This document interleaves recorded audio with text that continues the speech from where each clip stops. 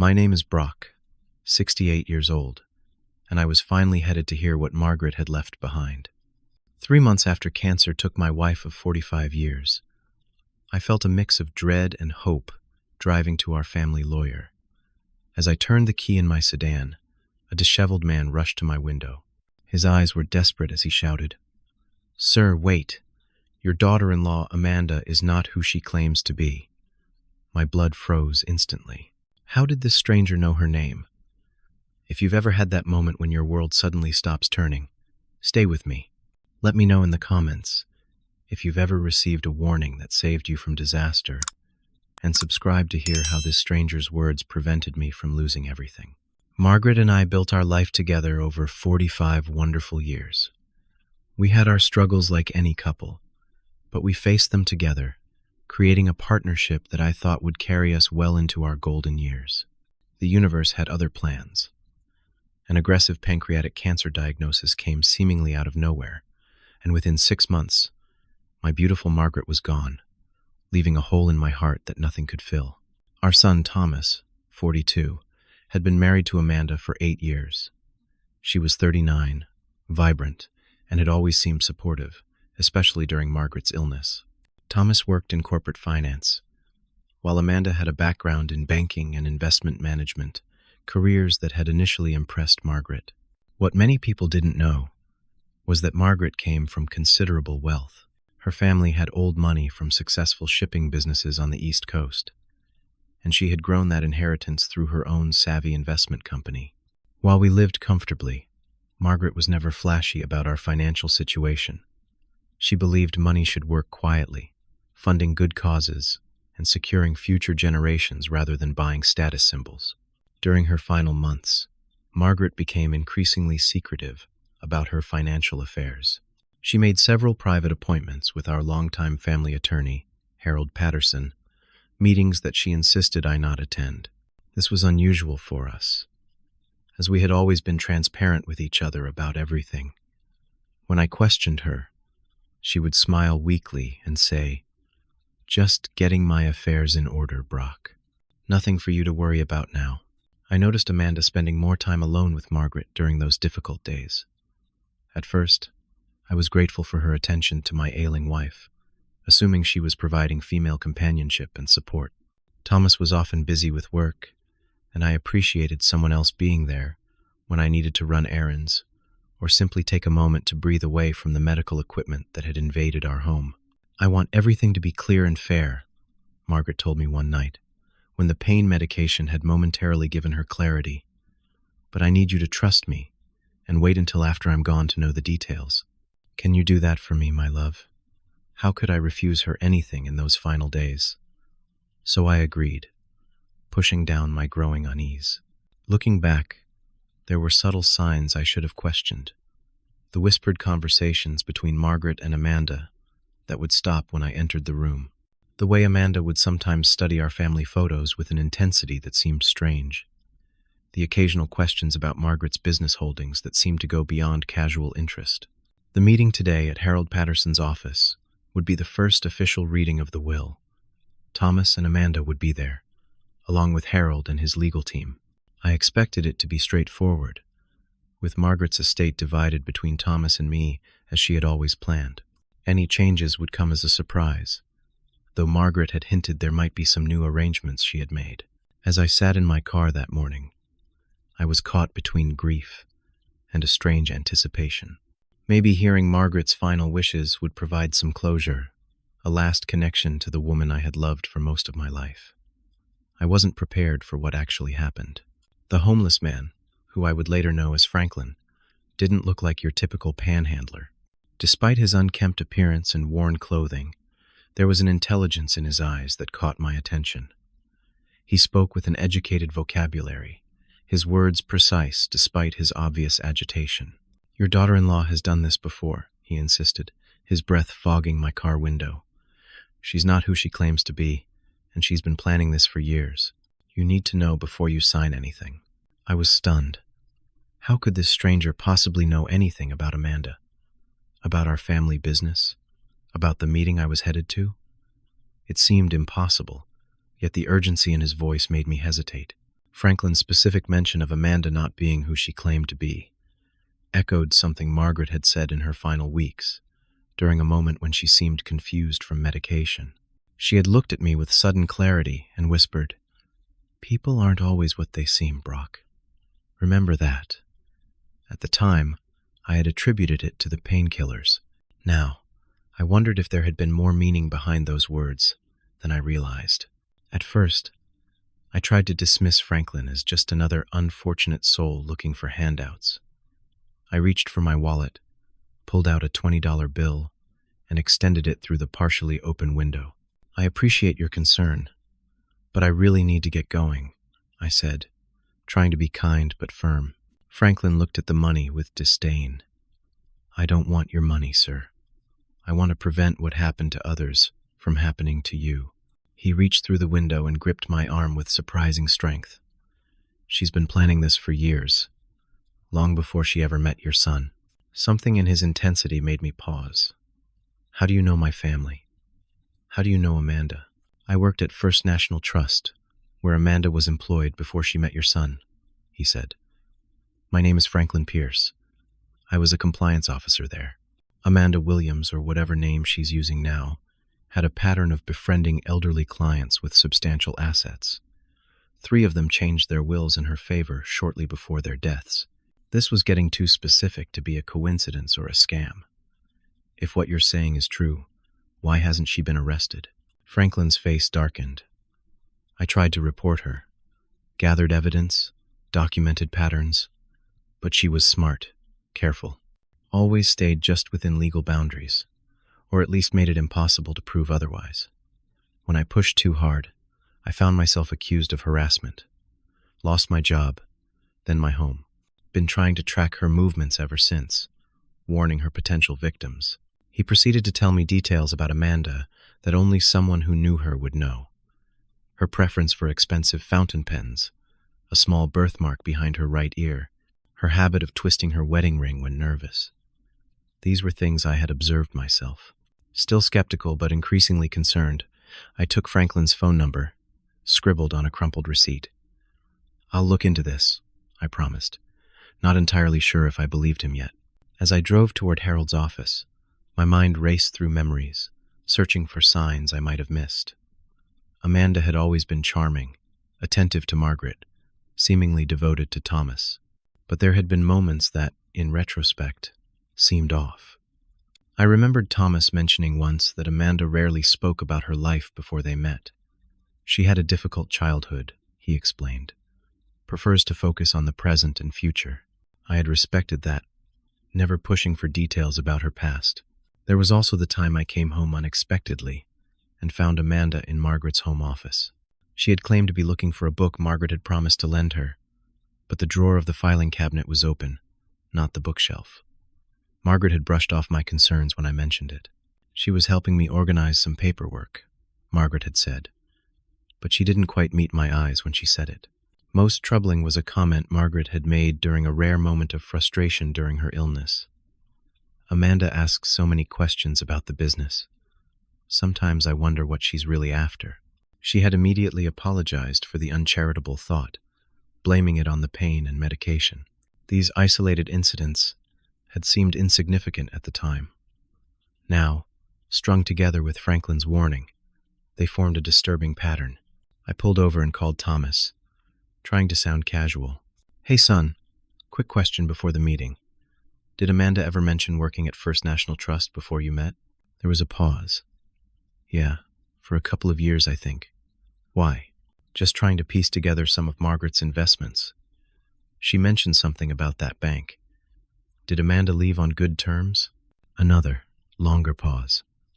"I think so. She doesn't talk about it much." "Look, Dad, we're about to head to Harold's office. Can this wait?" He sounded defensive, which wasn't like him. "Sure, son. See you there." The rest of the drive, my thoughts were a jumble of doubt and disbelief. Could Amanda really be some kind of predator who had targeted our family? It seemed far-fetched, like something from a television drama, not real life. Yet Franklin had seemed so certain, so desperate to be believed. I thought about Margaret's final months, how she had insisted on privacy regarding her will changes. Had she discovered something about Amanda? Was she trying to protect our family assets in her own way? Or was I allowing a stranger's wild accusations to poison my mind against my daughter-in-law? By the time I pulled into the parking lot of Harold Patterson's law office, my stomach was in knots. I had known Harold for 3 decades, trusted him completely. If there was anything suspicious about the changes to Margaret's will, surely he would have noticed and said something. As I walked toward the imposing brick building, I tried to compose myself. I needed facts before accusations. I needed to observe carefully, listen attentively, and not jump to conclusions based on a homeless man's claims, no matter how convincing he had seemed. But I couldn't shake the chill that had settled in my bones when Franklin first spoke Amanda's name. Something told me this meeting was not going to go as expected, and I needed to be prepared for whatever might happen. The law office of Patterson, Whitfield, and Associates occupied the entire 5th floor of one of the most prestigious buildings downtown. As the elevator doors opened, I was greeted by the familiar scent of leather-bound books and expensive furniture polish. Under normal circumstances, the atmosphere would have been comforting in its solidity and tradition. Today, it felt oppressive. Through the glass doors of the conference room, I could see Amanda already seated at the large mahogany table, engaged in what appeared to be an intense conversation with Harold. Their heads were close together, and Harold was frowning at something on a document between them. The moment they noticed me through the glass, they abruptly separated, and Amanda quickly slid the paper into a folder. "Brock!" Amanda stood up, her smile too bright, too immediate. "We were just wondering when you'd arrive."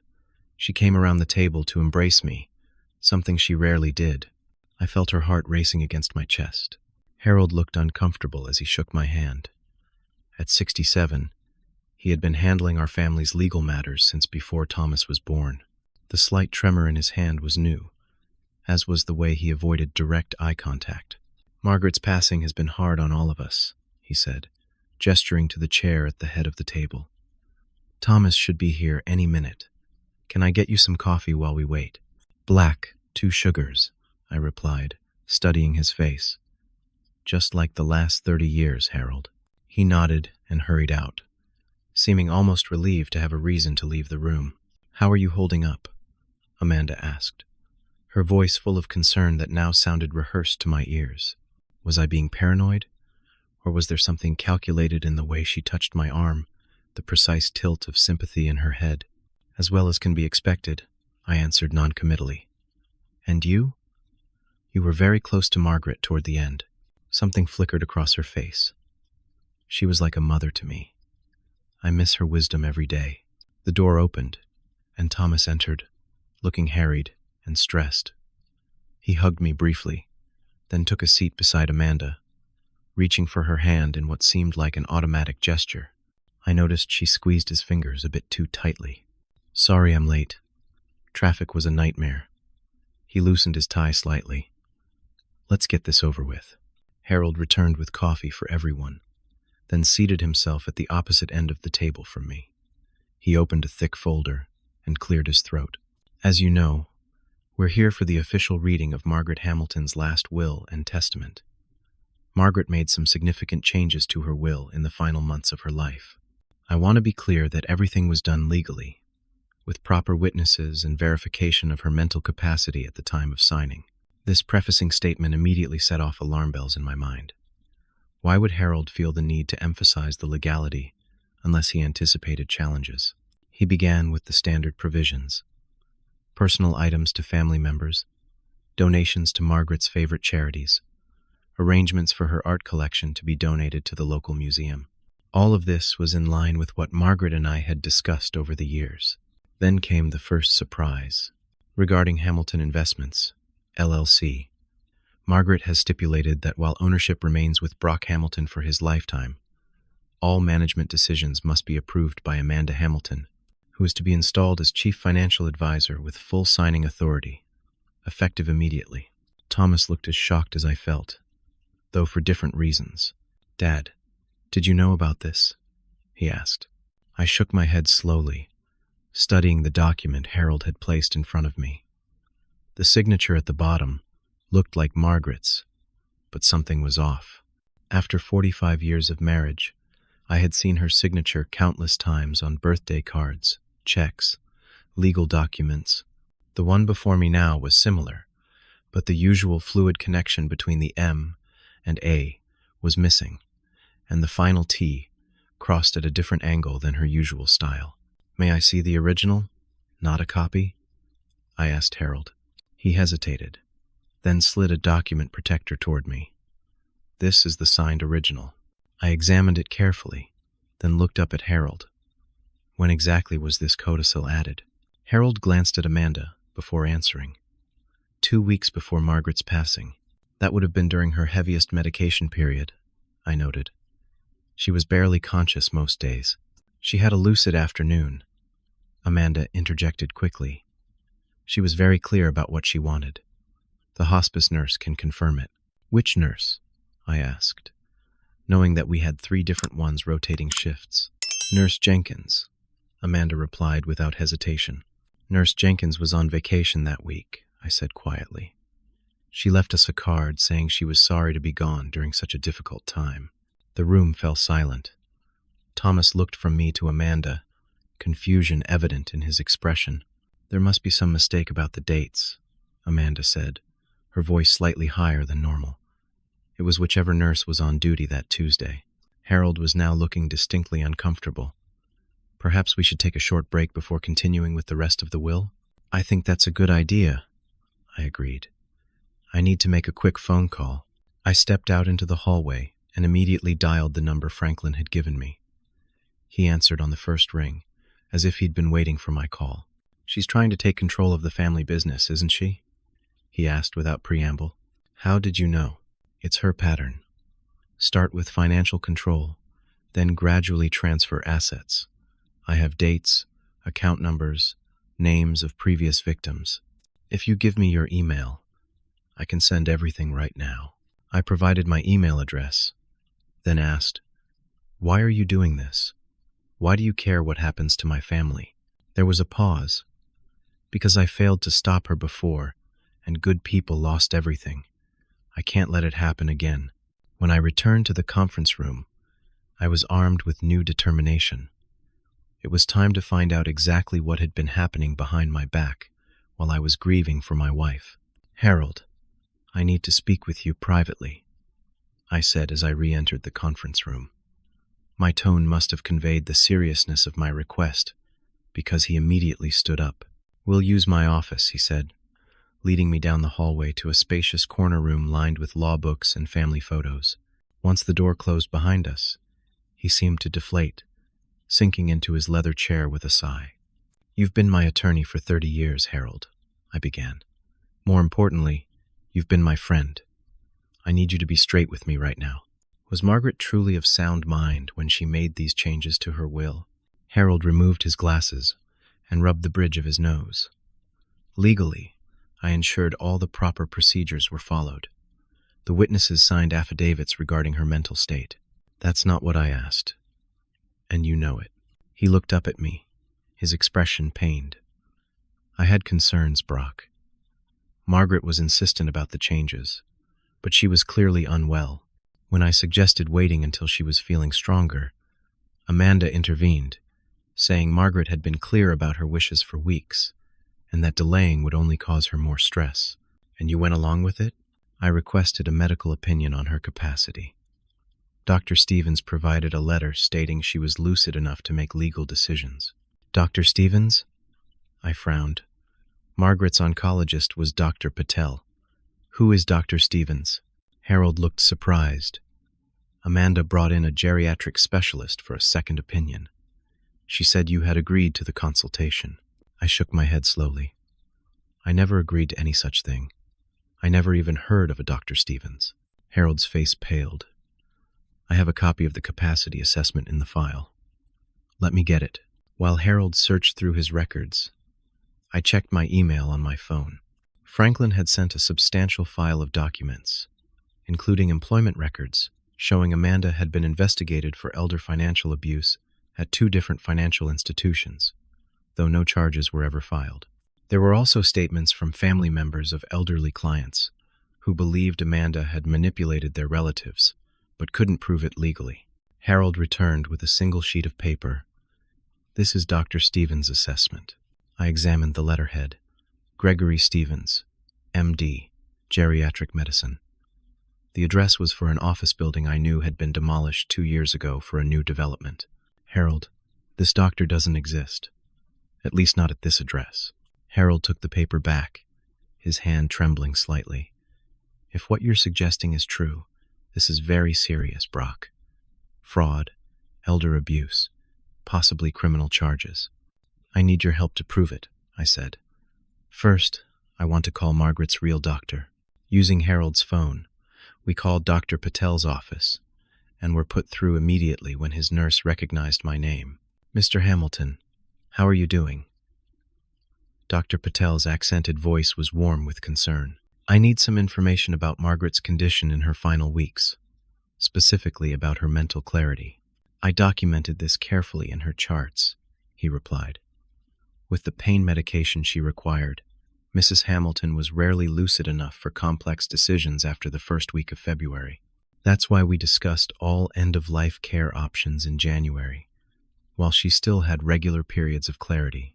"Did you ever approve her making legal changes to her will in late February?" "Absolutely not. I would have advised against it. Her medication dosage was at its highest then. She would have had difficulty following a simple conversation, let alone understanding legal documents." "Thank you, doctor. I may need you to provide a formal statement about this." "Of course. Anything I can do to help." When I hung up, Harold looked grim. I should have trusted my instincts. Amanda was very convincing, and she always had paperwork that seemed in order. "She's done this before," I told him, showing him Franklin's email on my phone. "She targets wealthy families, especially those with serious illness involved." As we were reviewing the evidence, a commotion erupted in the hallway. Thomas's voice, raised in anger, followed by Amanda's placating tones. Harold and I hurried back to the conference room to find Thomas standing over Amanda, his face flushed with anger. "You told me you were helping her organize her charity donations," he shouted. "You never said anything about taking control of the company." Amanda looked up at us, her eyes widening in alarm. "Thomas is overreacting," she said quickly. "I was just trying to help Margaret ensure the business would be properly managed. She was worried about Brock handling it alone at his age." "My mother never doubted my father's business acumen," Thomas shot back. "He built that company with her." I stepped forward. "Thomas, there's more you need to know. Amanda isn't who she claims to be." "What are you talking about?" Thomas looked confused. "I've received information from a former colleague of hers. Amanda has a history of inserting herself into the financial affairs of wealthy, terminally ill people." "That's ridiculous." Amanda stood up, gathering her purse. "I don't have to listen to these absurd accusations." "Thomas, we're leaving." "Not yet," Harold said, surprisingly firm. "If there's evidence of fraud related to a will I processed, I need to investigate." "The only evidence is the word of a homeless man," Amanda sneered, revealing a hardness I'd never seen in her before. "Good luck with that in court." "Actually," I said quietly, "Franklin Pierce was a compliance officer at First National Trust. He lost his job trying to expose your activities there. He's provided documentation of your pattern of behavior." Thomas looked devastated. "Amanda, is this true? Did you target my family because of my mother's money?" "Of course not.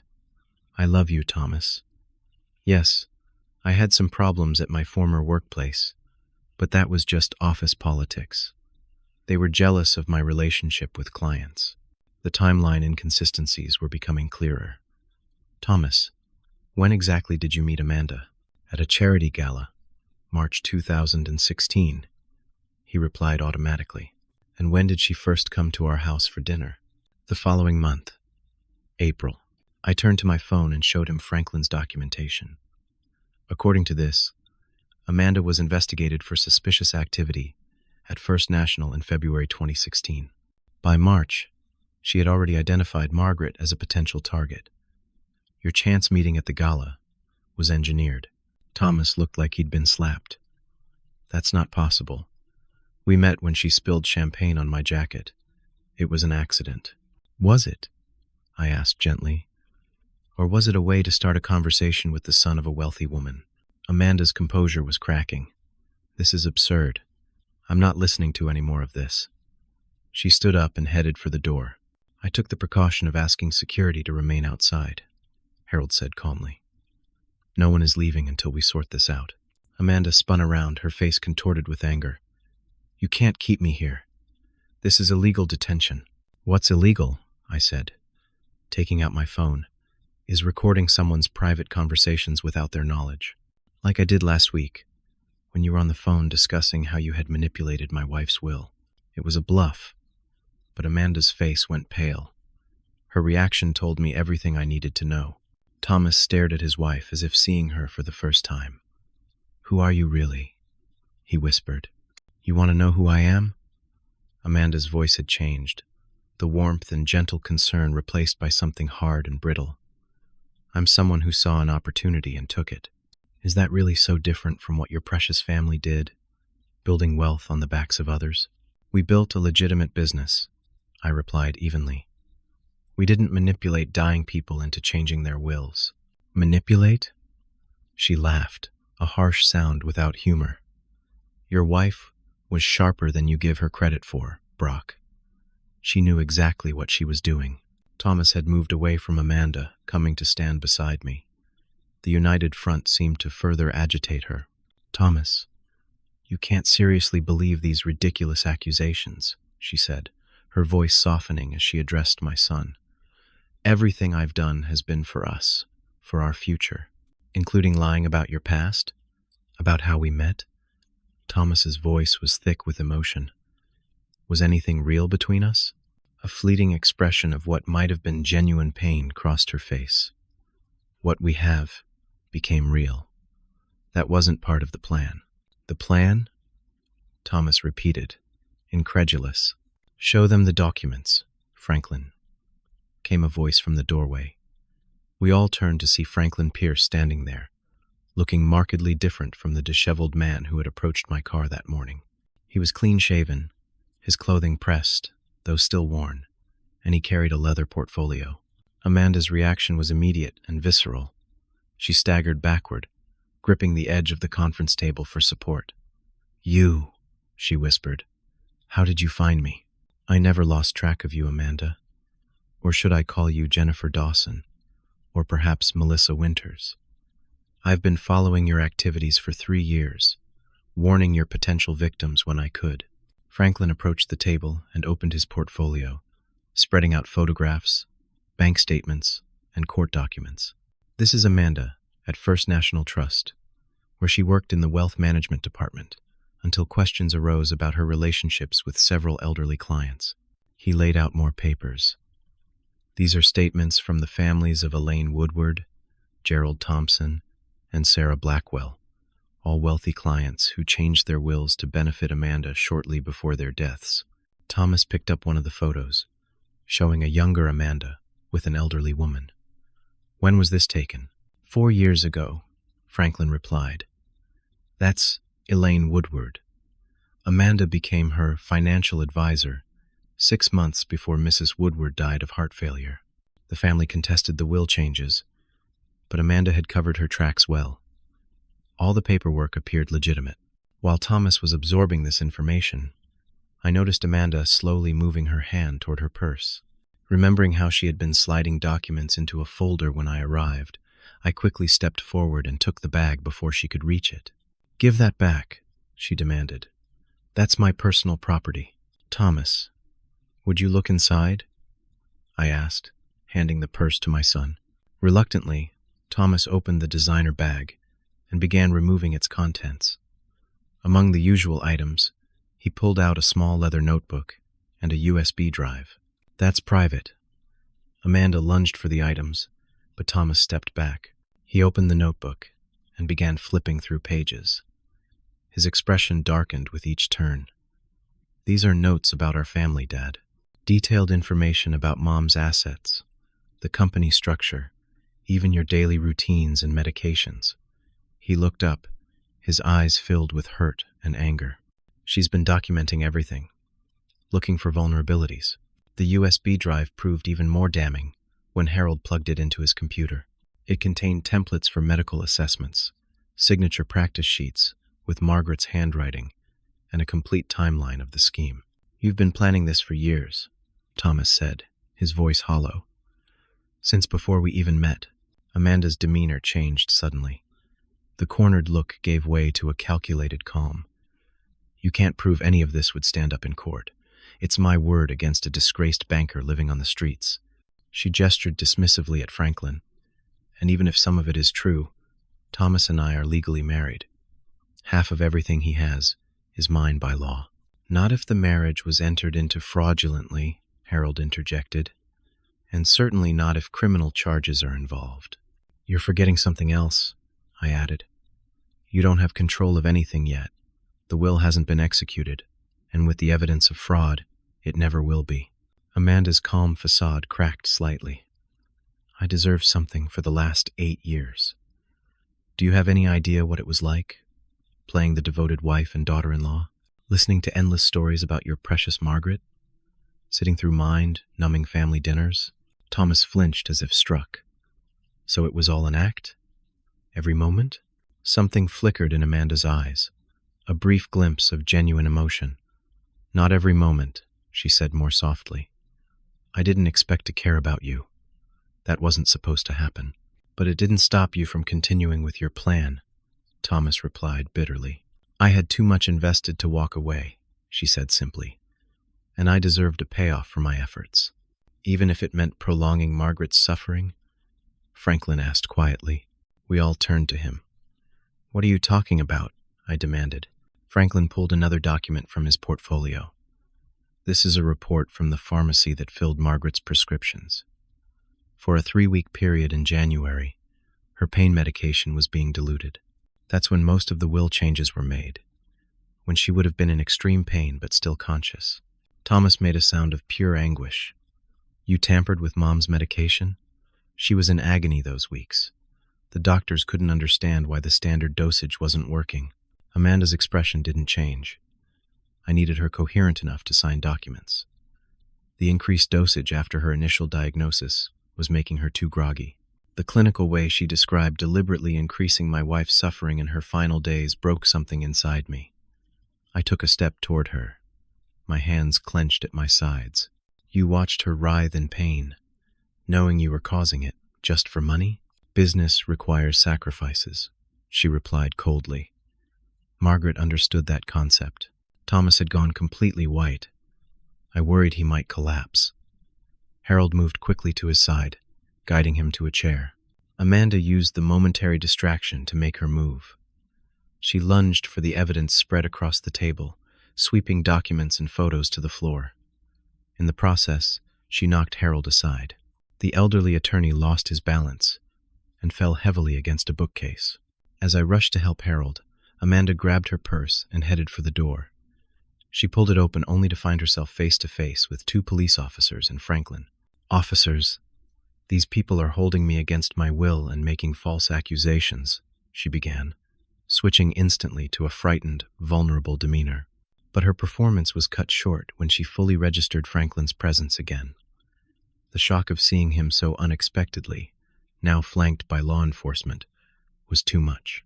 Her eyes rolled back, and she crumpled to the floor in a dead faint.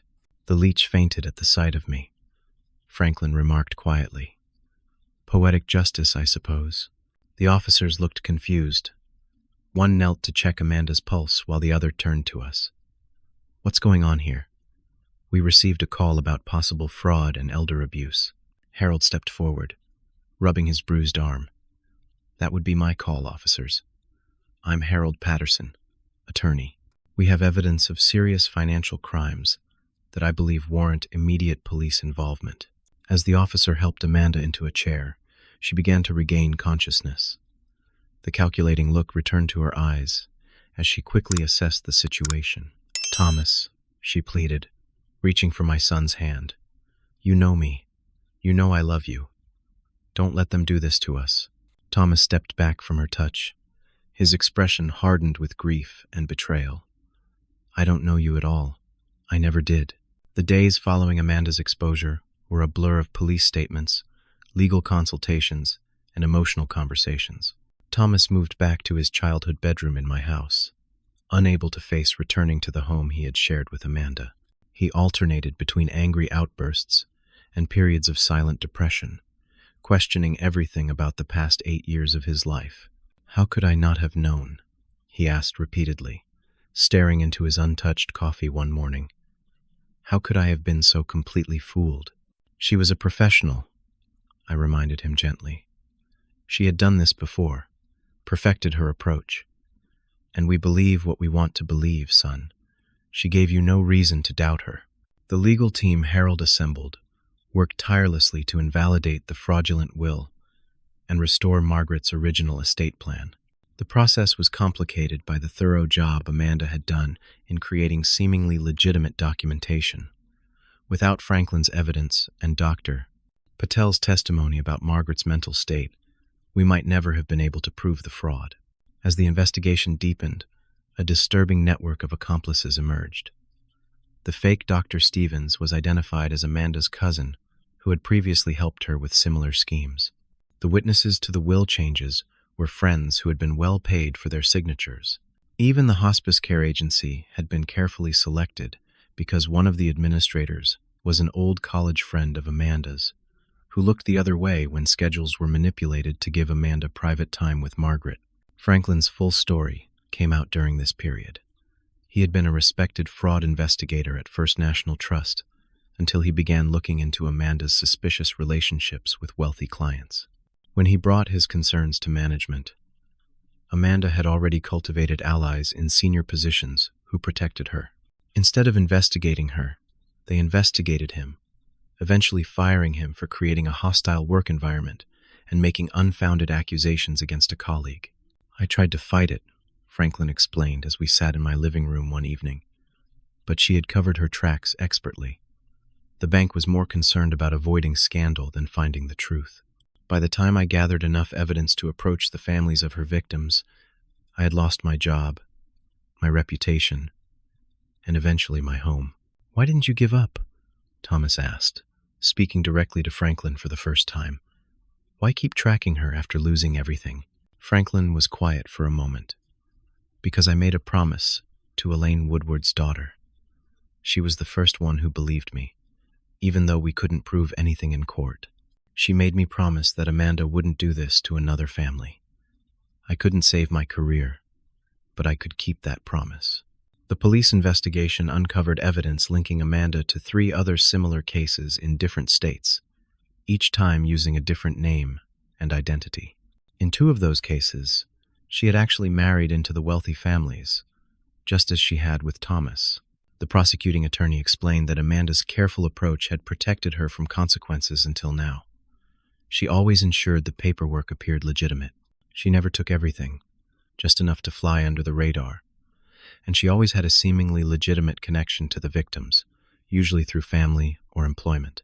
This made her actions look like unfortunate family disputes, rather than criminal fraud. What made our case different was the substantial evidence Franklin had compiled, combined with the medication tampering, which elevated the charges to a much more serious level. Thomas struggled tremendously with his role in the events. I brought her into our lives, he said during one particularly difficult evening. I gave her access to Mom when she was most vulnerable. You were a victim too, son, I reminded him. Perhaps the greatest victim of all. She stole years of your life with her deception. The criminal trial was scheduled 6 months after Amanda's arrest. She had initially maintained her innocence, but as the evidence mounted and former accomplices began making deals to testify against her, her attorney approached the prosecution about a plea bargain. She's offering to plead guilty to fraud and elder financial abuse in exchange for dropping the charges related to medication tampering, the prosecutor explained during a meeting with Thomas and me. Frankly, the medication tampering would be the hardest to prove beyond reasonable doubt. We have the pharmacy records showing dilution, but establishing who did it and proving intent is challenging. What kind of sentence are we looking at? I asked. With the plea deal, probably 7 to 10 years. Without it, if we go to trial and win on all counts, potentially 15 to 20. But trials are unpredictable, and she's smart enough to present well to a jury. Thomas and I discussed it privately. I want her to pay for what she did to Mom, Thomas said, his voice breaking. Those weeks when Mom was in so much pain, crying out in the night. I can't forgive that. I understand, I said. But a trial would be public, messy. Every detail of our family's private business would be exposed, and you would have to testify, relive everything in front of strangers. Is that what Margaret would want? In the end, we agreed to the plea deal. Amanda received an 8-year sentence for fraud, elder abuse, and financial exploitation.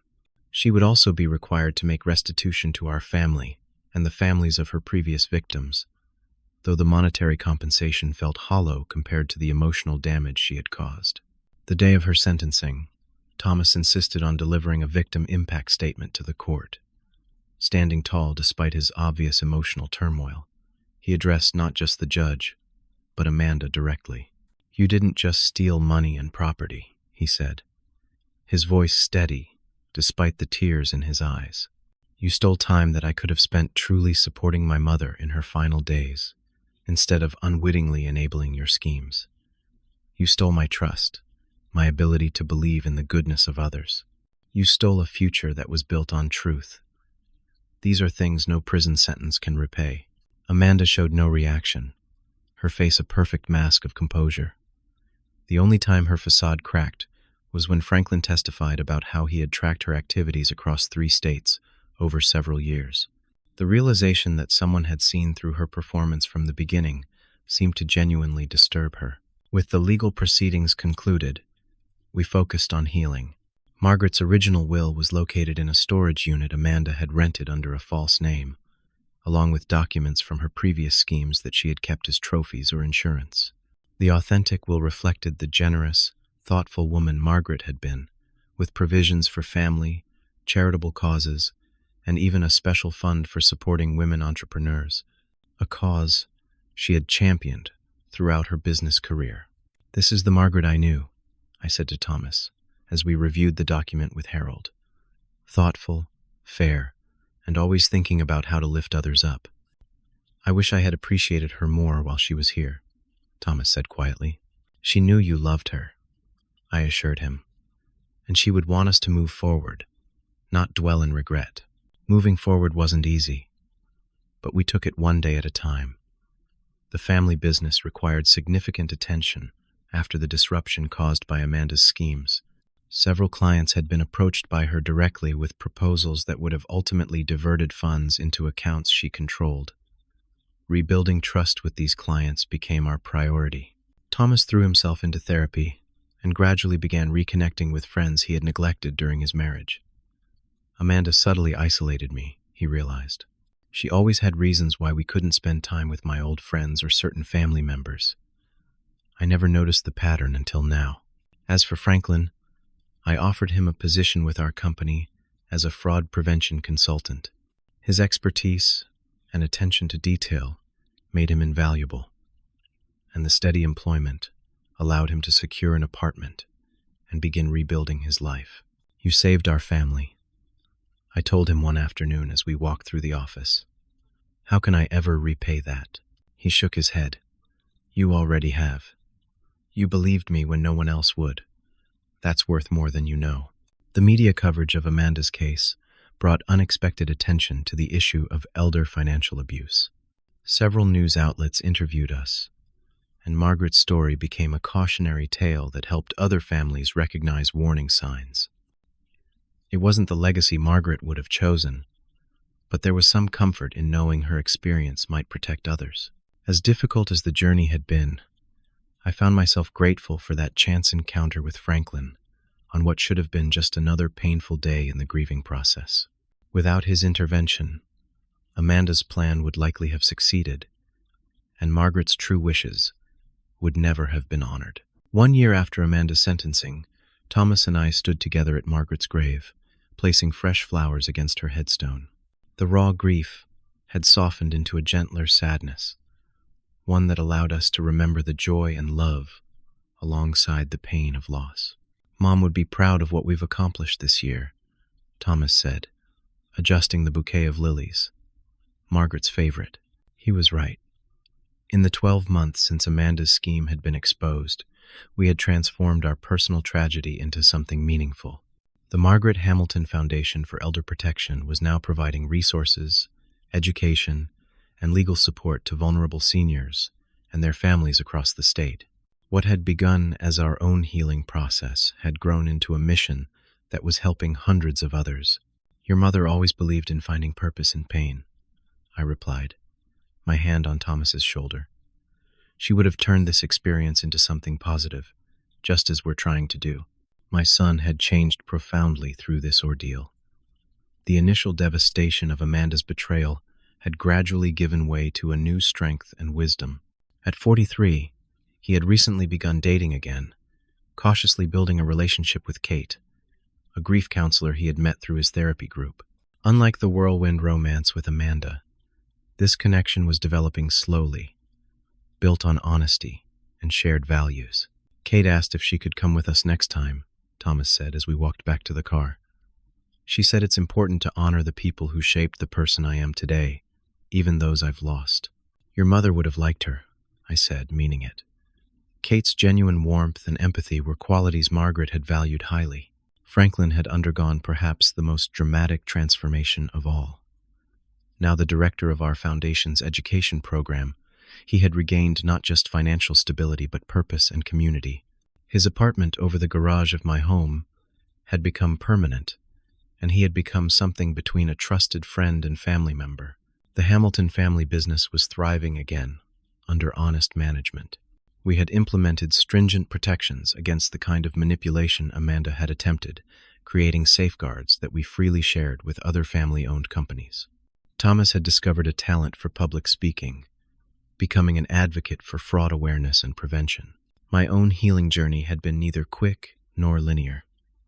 There were still days when anger overwhelmed me, when I thought about Margaret suffering unnecessarily in her final weeks because of Amanda's cruelty. The betrayal of the trust we had placed in someone we had welcomed into our family cut deep. Yet alongside the pain, I had found new purpose. The foundation work kept Margaret's spirit alive, transforming our personal tragedy into protection for others. I had developed a particular focus on helping men like myself, widowers who might be vulnerable to manipulation in their grief. Grief can make even the most rational person susceptible to deception, I would tell them during support group meetings. It clouds judgment, creates loneliness, and makes us desperate for comfort and connection. Predators know this and exploit it. The warning signs we had missed now seemed obvious in retrospect. Amanda's excessive interest in financial matters, her efforts to isolate Thomas from friends and family, the careful way she had cultivated relationships with everyone who might influence Margaret's decisions. We shared these red flags openly, hoping others might recognize similar patterns before it was too late. Thomas and I had grown closer through adversity, our bond strengthened by the shared experience of betrayal and recovery. Our Sunday dinner tradition had expanded to include Franklin and occasionally Kate, creating a new family circle built on genuine connections rather than obligation or deception. "Dad," Thomas said as we drove home from the cemetery, "do you ever wonder if we could have done anything differently? If we could have seen through her sooner?" It was a question we had both grappled with repeatedly. "Amanda was a professional con artist," I replied carefully. She had perfected her approach through multiple victims before us. We trusted because that's what decent people do. We trust until given reason not to. The real question is whether we've learned from the experience without letting it destroy our capacity for trust. Thomas nodded slowly. Kate says something similar, that the goal isn't to become permanently suspicious, but to be appropriately cautious, while still remaining open to authentic connections. "Wise woman," I commented. "Margaret would approve." As we pulled into the driveway, I noticed a group gathered on the porch of my home. Franklin stood with several foundation volunteers, waiting to discuss plans for our upcoming fundraising gala. This new circle of purpose and support was an unexpected gift born from our darkest time. The inheritance Margaret truly left wasn't money or property, but the wisdom to recognize that our greatest wealth lies in honest connections with others who care enough to speak truth, even when it's difficult to hear. I thought of Franklin rushing to my car that morning, risking rejection and disbelief to warn a stranger about danger. One person's courage had preserved not just our financial legacy, but our family's integrity and future. The hardest lesson I've learned, I told the group later that evening, as we finalized plans for the gala, is that sometimes help and wisdom come from unexpected sources. If I hadn't listened to Franklin that day, if I had dismissed him as just another homeless person looking for money, our story would have had a very different ending. The Foundation's work continues to grow, touching more lives each year. Thomas and Kate's relationship has deepened into something genuine and supportive. Franklin has reclaimed his professional standing and found a new family with us. And I have discovered that even in my 70s, life can take unexpected turns toward renewed purpose and connection. Margaret's true legacy lives on not in bank accounts or business holdings, but in the lives we touch through the work that bears her name. By transforming our pain into protection for others, we honor her memory in ways far more meaningful than any material inheritance. Have you ever received an unexpected warning that changed the course of your life? Or have you been the person brave enough to speak up when you saw someone in danger? I'd love to hear your stories in the comments below. Please like this video if it resonated with you, subscribe to hear more life lessons from unexpected places, and share with someone who might need a reminder to trust their instincts. Thank you for listening to my story. And remember that sometimes our greatest blessings come disguised as our deepest challenges.